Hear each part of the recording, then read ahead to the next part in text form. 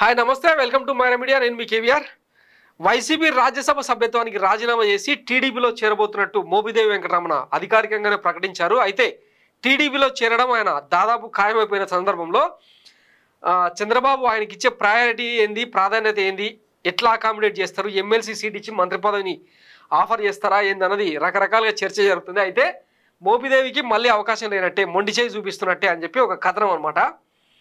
YCP మాజీ నాయకుడు మోపిదేవి వెంకటరమణకు మళ్ళీ రాజ్యసభ వెళ్లే అవకాశం లేనట్టని టీడీపీ నేతలు చెప్తున్నారు. వైసీపీ ప్రాథమిక సభ్యత్వానికి అలాగే రాజ్యసభ పదవికి ఆయన రాజీనామా చేసిన సంగతి తెలిసిందే. మోపిదేవి బాటలోనే మరో వైసీపీ ఎంపీ బీద మస్తానరావు నడిచిన సంగతి తెలిసిందే.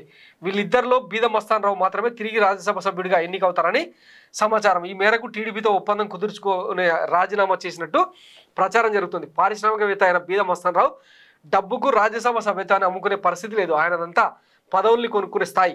కానీ మోపిదేవి పరిస్థితి అందుకు భిన్నమని టీడీపీ నేతలు అంటున్నారు. మోపిదేవి పదవిని ఇతర నేతలతో భర్తీ చేయడానికి టీడీపీ నిర్ణయించినట్టు తెలిసింది. ప్రముఖంగా గల్లా జయదేవ్, సానా సతీష్, కిలారి రాజేష్ పేర్లు వినిపిస్తున్నాయి. వీళ్ళలో ఎవరైతే రాజ్యసభకు పంపాలని టీడీపీ పెద్దలు నిర్ణయించారో వారితోనే నష్టపరిహారంగా మోపిదేవికి డబ్బు సర్దుబాటు చేయించనున్నట్టు సమాచారం. సో ఈయన రాజీనామా చేసిన రాజ్యసభ సీటు 20 నుంచి 40 కోట్ల వరకు ధర పలుకుతోంది.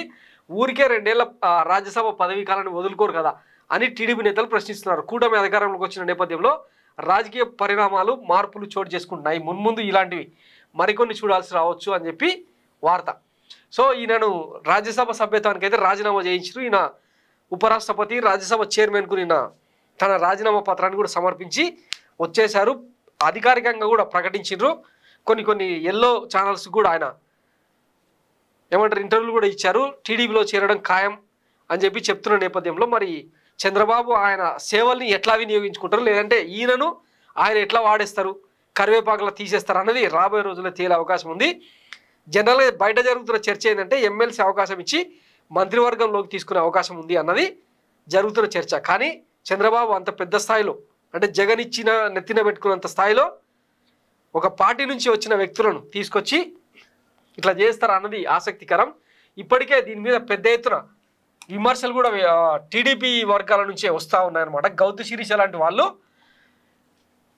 ఏకంగా అంటే మన ఎవరు పోతుల సునీతను టార్గెట్ చేస్తూ పలు బోల్డ్ స్టేట్మెంట్స్ కూడా ఇచ్చిందనమాట.